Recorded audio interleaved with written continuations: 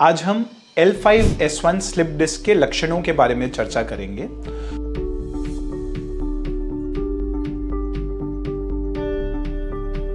नमस्ते, मेरा नाम डॉक्टर सौरभ रावल है। मैं इंद्रप्रस्थ अपोलो हॉस्पिटल दिल्ली के डिपार्टमेंट ऑफ स्पाइन सर्जरी में सीनियर कंसल्टेंट हूँ। L5-S1 स्लिप डिस्क जो है वो हम लोग तब बोलते हैं जब L5 और S1 हड्डी के बीच की जो डिस्क है, जो कुशन है, जो गादी है, वो बाहर की तरफ स्लिप हो जाती है और ज़्यादातर केसेस में S1 की नस को या कभी कभी L5 की नस को दबाने लगती है, जिसके वजह से पेशेंट को एक तरफ में सायाटिका का पेन होता है। कभी कभी बहुत गंभीर बीमारी होने में यदि बहुत बड़ी स्लिप डिस्क हो तो दोनों तरफ की नसें भी दब सकती हैं और पेशेंट को दोनों तरफ भी सायाटिका का दर्द हो सकता है। तो ज़्यादातर केसेस में पेशेंट हमें ये बोलता है कि एक तरफ को या राइट साइड में या लेफ्ट साइड में बहुत तेज़ कमर से दर्द शुरू होता है, जो कि पूरे पैर में झंझनाहट और तेज़ दर्द के साथ में करंट जैसे दर्द के साथ में पूरे पैर में दौड़ता है।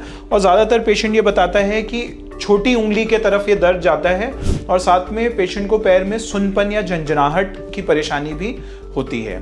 इसकी वजह से पेशेंट को कभी कभी काफ़ी डिसेबलिंग पेन होता है, कभी कभी पेशेंट का पोस्चर भी टेढ़ा हो जाता है, जिसकी वजह से पेशेंट को खड़े होना, चलना, ये सब गतिविधियों में बहुत सारी परेशानी का सामना करना पड़ता है।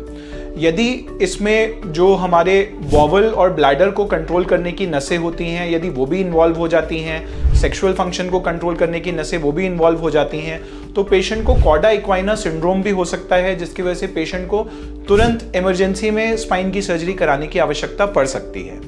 लेकिन यदि पेशेंट को सिर्फ सायाटिका का दर्द है, पैर में कोई कमजोरी नहीं है, तो 99% केसेस में पेशेंट सिर्फ दवाइयों, एक्सरसाइज और फिजियोथेरेपी के माध्यम से पूरी तरीके से रिकवरी कर सकते हैं। इसमें कोई ऐसी घबराने की बात नहीं है। कभी कभी इसमें कोई इंजेक्शन भी लगाया जाता है, जिसको हम लोग सिलेक्टिव नर्व रूट ब्लॉक कहते हैं, और मुश्किल से 1% केसेस में ही ऑपरेशन की आवश्यकता पड़ती है, जिसको आजकल दूरबीन विधि से या माइक्रो एंडोस्कोपिक टेक्निक से किया जाता है, जिससे काफ़ी अच्छे परिणाम साबित होते हैं। तो यदि आपको L5-S1 स्लिप डिस्क से मिलते जुलते लक्षण हैं तो उसमें कोई ऐसे परेशान होने वाली बात नहीं है। आप अपने स्पाइन सर्जन से संपर्क करें और 99% चांस ये है कि ये फिजियोथेरेपी, दवाइयों, एक्सरसाइज से ही पूरी तरीके से रिकवर हो जाएगा। और यदि फिर भी परेशानी रहती है और अगर आपके सर्जन सर्जरी की एडवाइस देते हैं तो उसमें भी कोई ऐसे परेशानी की बात नहीं, क्योंकि आजकल ये बहुत सामान्य सर्जरी है जिसकी रिकवरी बहुत जल्दी हो जाती है।